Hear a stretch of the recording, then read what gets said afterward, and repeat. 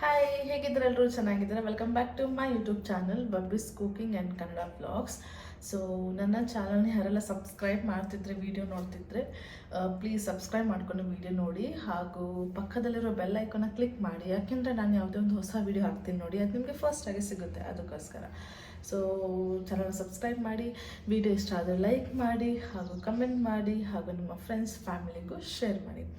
So December ಮುಗಿತಾ ಬಂತು and new year start ಆಗ್ತಾ ಇದೆ. ಸೊ ಹೇಗೆ ನೀವು ನ್ಯೂ ಇಯರ್ ಸೆಲೆಬ್ರೇಟ್ ಮಾಡ್ತೀರಾ ಅಂತ ಹೇಳಿ. ನಾವೊಂದು ಗೊತ್ತಿಲ್ಲ ಯಾವ ಥರ ಸೆಲೆಬ್ರೇಟ್ ಮಾಡ್ತೀವಿ ಅಂತ, ಜಸ್ಟ್ ನಾರ್ಮಲ್ ಸಿಂಪಲ್ಲಾಗಿ ಸೆಲೆಬ್ರೇಟ್ ಮಾಡ್ತೀವಿ. ಆ್ಯಂಡ್ ಸೊ ನಾನು ಈ ವಿಡಿಯೋ ಯಾಕೆ ಮಾಡಿದ್ದೀನಿ ಅಂದರೆ, ನಮ್ಮ ಮನೇಲಿ ಸ್ವಲ್ಪ ಫ್ರೂಟ್ಸ್ ಇದೆ, ಹಣ್ಣು. ಸೊ ಅದು ಕೆಲವ್ರ ಹೆಸರು ಗೊತ್ತಿದೆ, ಕೆಲವ್ರ ಹೆಸರು ಗೊತ್ತಿಲ್ಲ. ಸೊ ಗೂಗಲ್ ಮಾಡಿ ಅದರ ಹೆಸರು ನಿಮ್ಗೆ ಏನಂತ ತೋರಿಸ್ತೀನಿ. ಫಸ್ಟ್ ಇದು ಎಲ್ರಿಗೂ ಗೊತ್ತೇ ಇದೆ, ಇದು ತೋತಪ್ರಿ. ಸೊ ಮಾವಿನ ಹಣ್ಣು. ಇದರಲ್ಲಿ ಇದು ಗೊತ್ತಿದಲ್ಲ, ಇದು ಬಾಂಬೆ ನೆಲ್ಲಿ ಅಂತ ಹೇಳ್ತಿದ್ವಿ ನಾವು ಮುಂಚೆ. ಸೊ ಚೆನ್ನಾಗುತ್ತೆ, ತುಂಬ ಹೊಲಿದೆ, ಸಾಲ್ಟ್ ಆಗಿ ತಿನ್ನಬೇಕು, ಸೂಪರ್ ಆಗುತ್ತೆ. ಆಮೇಲೆ ಇದು ನೋಡಿ, ಇದು ಗೊತ್ತಿದ್ದ ನಿಮಗೆ? ಇದೆಲ್ಲಾದರೂ ನೋಡಿದ್ದೀರಾ ಇದೇನಂತ? ಇದು ಸ್ಟ್ರಾಬೆರಿ ಗಾವಾ ಅಂತೆ. ಸೊ ನಾನು ಗೂಗಲ್ ಮಾಡಿದ್ದಿದ್ರೆ ಹೆಸರು ಸ್ಟ್ರಾಬೆರಿ ಗಾವಾ ಅಂತ. ಅಷ್ಟೊಂದಿದೆ. ಇದು ಜಸ್ಟ್ ಈ ಥರ ಓಪನ್ ಮಾಡಬೇಕು ನೋಡಿ. ಪೇರಳೆ ಹಣ್ಣು ಇದು, ಗಾವಾ ಅಂದರೆ ಪೇರಳೆ ಹಣ್ಣಲ್ಲ. ಸೊ ಸ್ಟ್ರಾಬೆರಿ ಪೇರಳೆ ಹಣ್ಣು ಅಂತ, ಇದು ಸ್ಟ್ರಾಬೆರಿ ಪೇರಳೆ ಹಣ್ಣು. ಸೊ ಇದ್ರಲ್ಲಿ ನೋಡಿ ಸೀಡ್ಸ್ ಇದೆ. ಸೊ ಇದು ಸ್ಟ್ರಾಬೆರಿ ಗಾವ ಯಾಕೆ ಅಂದರೆ, ಅದು ಸ್ಟ್ರಾಬೆರಿ ಥರ ಚಿಕ್ಕದು ಆ್ಯಂಡ್ ಸ್ಟ್ರಾಬೆರಿ ಥರ ಕೆಂಪು ಕಲರ್ ಅಲ್ವಾ, ಅದಕ್ಕೋಸ್ಕರ ಆ ಥರ ಹೆಸರು ಕೊಟ್ಟಿದ್ದಾರೆ. ಆ್ಯಂಡ್ ಇದು ತುಂಬ ಚೆನ್ನಾಗಿತ್ತು, ಒಂಥರ ಸ್ವಲ್ಪ ಹುಳಿ ಹಾಗೂ ಸ್ವಲ್ಪ ಸ್ವೀಟಾಗಿ ಚೆನ್ನಾಗಿತ್ತು. ಆ್ಯಂಡ್ ಇದೊಂದು ಕಷಿ ಅಂತಲೇ ಹೇಳ್ಬೋದು. ಸೊ ಇದರ ಬಗ್ಗೆ ಹೇಳಬೇಕಾದ್ರೆ ಗೊತ್ತಿಲ್ಲ ಇದರಲ್ಲಿ ಏನು ಮಾಡ್ತಾರೆ ಅಂತ, ರೆಸಿಪಿ ಮಾಡ್ತಾರೆ ಏನಂತ. ಸೊ ಇದನ್ನು ನಾನು ನೋಡ್ಕೊಂಡು ನಿಮ್ಮ ಜೊತೆ ಶೇರ್ ಮಾಡ್ತೀನಿ. ಆ್ಯಂಡ್ ತಿನ್ನಲಿಕ್ಕಂತೂ ತುಂಬ ಚೆನ್ನಾಗಿತ್ತು. ಸೊ ಇದೊಂದು ಒಂಥರ ಕಷಿ ಅಂತಲೇ ಹೇಳ್ಬೋದು. ಸೊ ನೋಡಿ, ನಾನು ಗೂಗಲ್ ಮಾಡಿದೆ, ಕಾಣ್ತದ? ಸೊ ಇದರ ಬಗ್ಗೆ ಸ್ವಲ್ಪ ತಿಳ್ಕೊಂಡು ಇದನ್ನೇನು ಮಾಡಬಹುದು, ಹೀಗೇನು ತಿನ್ಬೋದಾ, ಅಥವಾ ಇದರಲ್ಲಿ ಏನಾದರೂ ರೆಸಿಪಿ ಮಾಡ್ತಾರಾ, ಅಥವಾ ಲೈಕ್ ಜ್ಯೂಸ್ಗೆ ಯೂಸ್ ಮಾಡ್ತಾರಾ ಏನಂತ ತಿಳ್ಕೊಂಡು ಅಪ್ಕಮಿಂಗ್ ವಿಡಿಯೋದಲ್ಲಿ ನಾನು ಶೇರ್ ಮಾಡ್ತೀನಿ. ಇದಂತ ಹುಡ್ ಆ್ಯಪಲ್ ಅಂತೆ.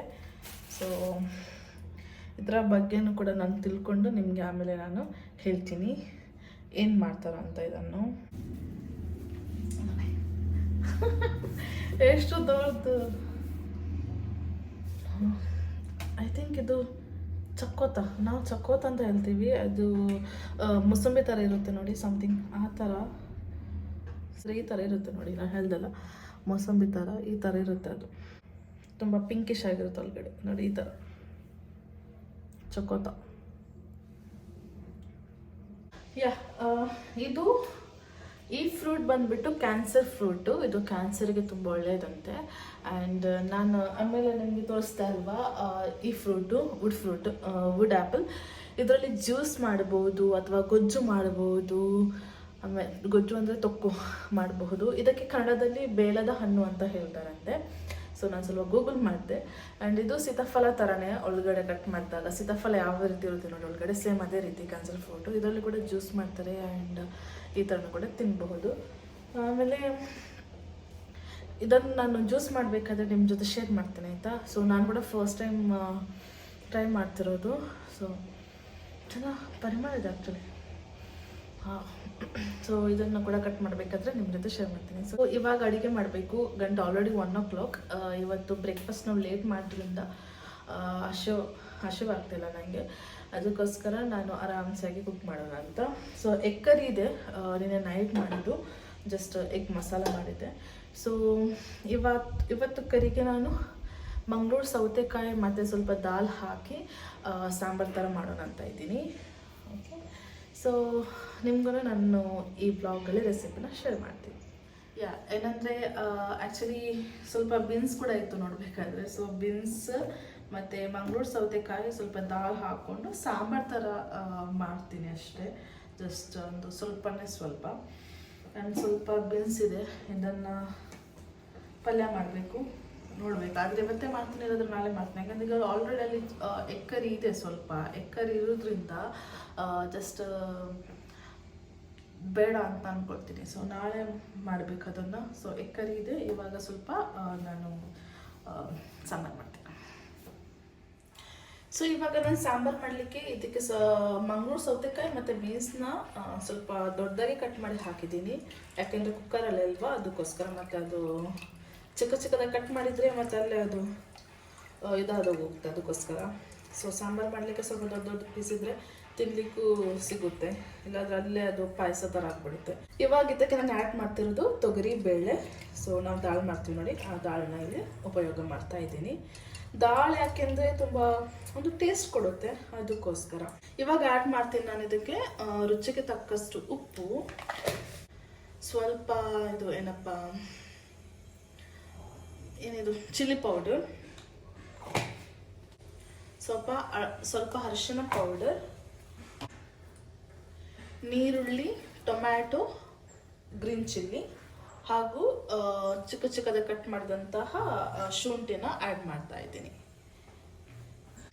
ಇವಾಗ ಇದಕ್ಕೆ ಸ್ವಲ್ಪ ನೀರು ಹಾಕ್ಕೊಂಡು ಜಸ್ಟ್ ಒಂದು 3 ವಿಶಿಲ್ ಹೊಡಿಬೇಕು. ಯಾಕಂದರೆ ಬೇಳೆ ಸ್ವಲ್ಪ ಬೇಯಬೇಕಲ್ವಾ, ಅದಕ್ಕೋಸ್ಕರ 3 ವಿಶಿಲ್ನ ತೆಗಿತೀನಿ.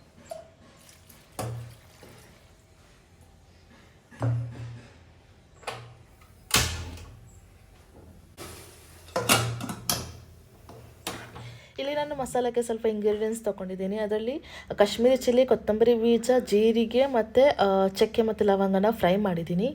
ಆಮೇಲೆ ತೆಂಗಿನಕಾಯಿ ಮತ್ತು ಅರ್ಧ ನೀರುಳ್ಳಿನ ಹಾಕ್ಕೊಂಡು ಚೆನ್ನಾಗಿ ಸ್ಮೂತ್ ಪೇಸ್ಟ್ ಮಾಡ್ತೀನಿ. ಆಮೇಲೆ ಸ್ವಲ್ಪ ಪಲ್ಪ್, ಹುಣಸೆಹಣ್ಣಿನ ಪಲ್ಪ್ ಕೂಡ ಇಲ್ಲಿ ಉಪಯೋಗ ಮಾಡ್ತೀನಿ. ಹುಣಸೆಹಣ್ಣು ಇಲ್ಲದಿದ್ದರೆ ಟೊಮೆಟೊ ಕೂಡ ನೀವು ಉಪಯೋಗ ಮಾಡ್ಬೋದು ಗ್ರೈಂಡ್ ಮಾಡಬೇಕಾದ್ರೆ. ಸೊ ನೋಡಿ, ಈ ಥರ ಸ್ಮೂತಾಗಿ ಪೇಸ್ಟ್ ಮಾಡ್ತೀನಿ. ಮತ್ತು ಬಿಸಿನೀರು ಕುಡಿಬೇಕಂತ ಅನಿಸ್ತು, ಅದಕ್ಕೆ ನಾನು ಕೆಟಲಲ್ಲಿ ನೀರು ಬಿಸಿ ಮಾಡ್ತಾಯಿದ್ದೀನಿ. ಸೊ ನಿಮ್ಗೆ ಗೊತ್ತಿದ್ದ ಅಂದರೆ ಈ ಕೆಟಲ್ ನನಗೆ ಗಿಫ್ಟಾಗಿ ಸಿಕ್ಕಿದ್ದು ನನ್ನದು ವರ್ಕ್ ಪ್ಲೇಸಲ್ಲಿ. ಆಗ ಓವೆನ್ ಕೂಡ ಗಿಫ್ಟಾಗಿ ಸಿಕ್ಕಿದ್ದು ನನ್ನದು ಆ್ಯನ್ಯುವಲ್ ಡೇ ಸೆಲೆಬ್ರೇಷನ್ ಟೈಮಲ್ಲಿ. ಅದು ನಾನು ಕಾರ್ಗೋದಲ್ಲಿ ಹಾಕಿದ್ದೆ, ಬಟ್ ಓವೆನ್ ಸ್ವಲ್ಪ ಡ್ಯಾಮೇಜ್ ಆಗಿದೆ. ನೋಡಿ ನಾನು ತೋರಿಸ್ದೆ, ಅಲ್ಲಿ ಸ್ವಲ್ಪ ಡ್ಯಾಮೇಜ್ ಆಗಿದೆ. ಬಟ್ ಏನಾಗಿಲ್ಲ, ವರ್ಕ್ ಆಗುತ್ತೆ, ಎಲ್ಲ ಪರ್ಫೆಕ್ಟ್ ಇದೆ. ಬಟ್ ಅದು ಸ್ವಲ್ಪ ಡ್ಯಾಮೇಜ್ ಆಗಿದೆ ಮಾತ್ರ. ಸೊ ಬಿಸಿನೀರು ಕೂಡ ರೆಡಿ ಆಯಿತು, ನಾನು ಮತ್ತೆ ಕುಡಿತಾ ಇದ್ದೀನಿ. ಇವಾಗ ಇಲ್ಲಿ ನಾನು ಬೇಯಿಸ್ಲಿಕ್ಕೆ ಇಟ್ಟ ತರಕಾರಿ ಕೂಡ ರೆಡಿಯಾಗಿದೆ. ಸೊ ಇದಕ್ಕೆ ಇವಾಗ ನಾನು ಮಸಾಲೆ ಆ್ಯಡ್ ಮಾಡ್ತೀನಿ, ಹಾಗೂ ಬೇಕಾದಷ್ಟು ನೀರನ್ನು ಆ್ಯಡ್ ಮಾಡಿ ಗ್ರೇವಿ ಟೈಪಲ್ಲಿ ಇಡ್ತೀನಿ. ಎಷ್ಟು ಗ್ರೇವಿ ಬೇಕು ನೋಡಿ ಅಷ್ಟು. ಇದು ರೈಸ್ಗಾಗಲಿ, ಇಡ್ಲಿ, ಚಪಾತಿ ಅಥವಾ ದೋಸೆ, ಮುದ್ದೆಗೂ ಎಲ್ಲ ಚೆನ್ನಾಗಿ ಬರುತ್ತೆ. ಸೊ ಎಲ್ರಿಗೂ ಇಷ್ಟ ಆಗುತ್ತೆ. ನೀವು ಈ ರೆಸಿಪಿನ ಟ್ರೈ ಮಾಡಿ. ಸ್ವಲ್ಪ ಇಂಗ್ರೀಡಿಯೆಂಟ್ ಸ್ವಲ್ಪ ಆ್ಯಂಡ್ ಈಸಿಯಾಗಿ ಮಾಡಬಹುದು, ಯಾರು ಬೇಕಾದರೆ ಮಾಡಬಹುದು. ಆಮೇಲೆ ಉಪ್ಪು ಕಡಿಮೆ ಆಯಿತು, ಸೊ ಉಪ್ಪನ್ನು ಹಾಕಿ ನಾನು ಇದನ್ನು ಕುಕ್ ಮಾಡ್ತೇನೆ. ಬೇಕಾದಿದ್ದಕ್ಕೆ ನೀವು ತರಕಾರಿಗಳನ್ನು ಎಕ್ಸ್ಟ್ರಾ ಆ್ಯಡ್ ಮಾಡಬಹುದು, ಲೈಕ್ ಪೊಟ್ಯಾಟೊ, ಈ ಥರ ತರಕಾರಿಗಳನ್ನು ಆ್ಯಡ್ ಮಾಡಬಹುದು.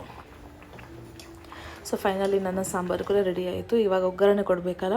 ಸೊ ಒಂದು ಪಾತ್ರೆ ಇಟ್ಟಿದ್ದೀನಿ. ಒಗ್ಗರಣೆಗೆ ನಾನು ಸ್ವಲ್ಪ ಕೊಕೊನಟ್ ಆಯಿಲ್ ಯೂಸ್ ಮಾಡ್ತಾಯಿದ್ದೀನಿ. ಆಮೇಲೆ ಸಾಸಿವೆ ಮತ್ತು ಬೆಳ್ಳುಳ್ಳಿ, ಸ್ವಲ್ಪ ಇಂಗು ಮತ್ತು ಕರಿ ಲೀವ್ಸ್ ಹಾಕ್ಕೊಂಡು ಒಗ್ಗರಣೆ ಕೊಡ್ತೀನಿ. ಸೊ ಹಿಂಗೆ ಯಾಕೆ ಹಾಕೋದಂದರೆ ತರಕಾರಿಗಳಿಗೆ ಸ್ಪೆಷಲಿ ಲೈಕ್ ಬೇಳೆ ಆಲ್ ಇದಕ್ಕೆಲ್ಲ ತುಂಬ ಗ್ಯಾಸ್ ನಾವು ತಿಂದಮೇಲೆ. ಸೊ ಅದಕ್ಕೋಸ್ಕರ ಗ್ಯಾಸ್ ಆಗಬಾರ್ದು ಅಂತ ಹಿಂಗನ್ನ ಉಪಯೋಗ ಮಾಡ್ತೀವಿ. ಸೊ ಅದರಲ್ಲಿ ಕೂಡ ಹಿಂಗೆ ಪೌಡರ್ ಉಪಯೋಗ ಮಾಡಿದರೆ ತುಂಬ ಒಳ್ಳೆಯದು. ನಿಮಗೆ ಏನಾದರೂ ಪರಿಮಳ ಕೂಡ ಬರೋದಿಲ್ಲ, ತಿನ್ನಬೇಕಾದ್ರೆ ಗೊತ್ತು ಕೂಡ ಆಗಲ್ಲ. ಸೊ ಒಗ್ಗರಣೆ ಕೊಟ್ಟು ಒಂದು ಮಿಕ್ಸ್ ಕೂಡ ಮಾಡಿದರೆ ಎಲ್ಲ ರೆಡಿ ಆಗುತ್ತೆ. ಸೊ ಬನ್ನಿ ಊಟ ಮಾಡೋಣ. ಇವಾಗ ನಾನು ಊಟ ಮಾಡ್ತೀನಿ. ನಾವು ಜಾಸ್ತಿಯಾಗಿ ಬಾಯ್ಲ್ಡ್ ರೈಸೇ ಯೂಸ್ ಮಾಡೋದು, ವೈಟ್ ರೈಸ್ ತುಂಬ ಕಡಿಮೆ. ಆ್ಯಂಡ್ ನಿನ್ನೆದು ಎಗ್ ಕರಿ, ಉಪ್ಪಿನಕಾಯಿ ಮತ್ತು ಸಾಂಬಾರು. ಸೊ ನಾನಿವಾಗ ಊಟ ಮಾಡ್ತೀನಿ.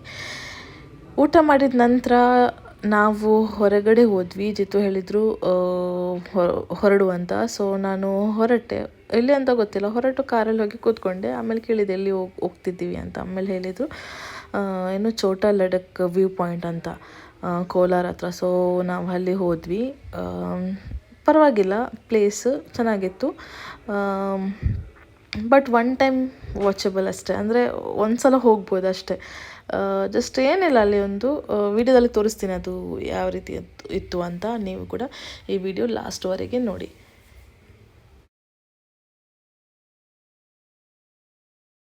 ಸೊ ಬನ್ನಿ ಛೋಟಾ ಲಡಕ್ ವ್ಯೂ ಪಾಯಿಂಟ್ ಕೋಲಾರ ಹತ್ರ ಹೋಗಿ ಬರೋಣ.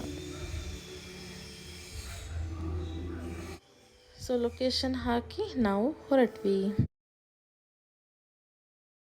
ಸೊ ನಾವು ಹೊರಟ್ವಿ ಆ್ಯಂಡ್ ಆಲ್ರೆಡಿ ನಾವು ಲೊಕೇಶನ್ ಹತ್ರ ರೀಚ್ ಆದ್ವಿ. ಸೊ ನೀವು ನೋಡಬಹುದು ವ್ಯೂ ಎಷ್ಟು ಚೆನ್ನಾಗಿ ಕಾಣುತ್ತೆ ಅಂತ. ಆ್ಯಂಡ್ ಅದು ಲೈವ್ ಆಗಿ ನೋಡಲಿಕ್ಕಂತೂ ತುಂಬಾ ಸೂಪರ್ ಆಗಿದೆ. ಅಷ್ಟೇ ಅಲ್ಲದೆ ರೋಡ್ ಸೈಡಲ್ಲೆಲ್ಲ ಹುಣಸೆ ಮರದ ಗಿಡಗಳಿದ್ವು. ಆ್ಯಂಡ್ ಅಷ್ಟೇ ಅಲ್ಲದೆ ಮಿಡಲ್ ರೋಡ್ ಆ ಕಡೆ ಈ ಕಡೆ ಲೈಕ್ ತೋಟ ಇತ್ತು. ತರಕಾರಿ ತೋಟ ಆಗಲಿ ಅಥವಾ ರಾಗಿ ಆ ಥರ ತುಂಬ ತೋಟಗಳಿತ್ತು. ಸೊ ಅದನ್ನೆಲ್ಲ ನೋಡ್ತಾ ಬಂದ್ವಿ ನಾವು. ಬಟ್ ವೀಡಿಯೋಸ್ ಎಲ್ಲ ತೆಗಿಲಿಲ್ಲ ನಾನು.